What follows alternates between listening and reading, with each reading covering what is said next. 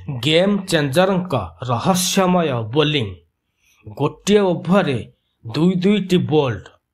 जय जगन्नाथ बंधुगण, भारत एवं इंग्लैंड मध्य 2020 सीरीज खेला जाउची, जेउथुरु प्रथम मैच खेल सरी।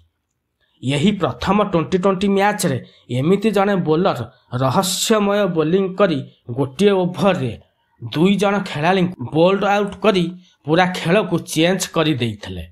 बंधुगण, आपण माने जदि प्रथम थर आम चैनल को विजिट करिसंती ताहाले वीडियो को गोटे लाइक करिदेबे एवं चैनल को सब्सक्राइब करिदेबे। एथर आसंतु जानिबा सेही गेम चेंजर बोलर विषय रे।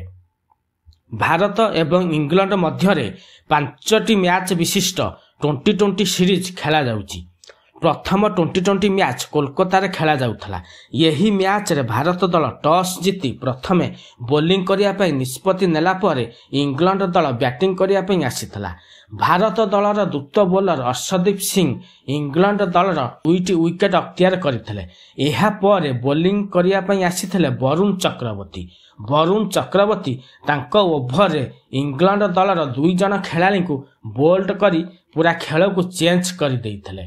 वरुण तांको बोलिंग रा कमाल देखैथिले।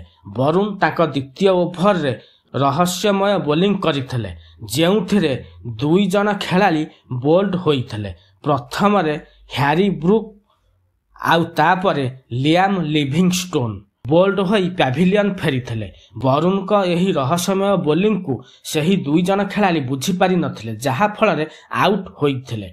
वरुण यही 2टी विकेट नेला परे खेल पूरा चेंज हो जाइथिला, तेणु तांकु केही केही गेम चेंजर बोली आख्या देइचंती। वरुण यही मैच रे 3टी विकेट हासिल करिचंती।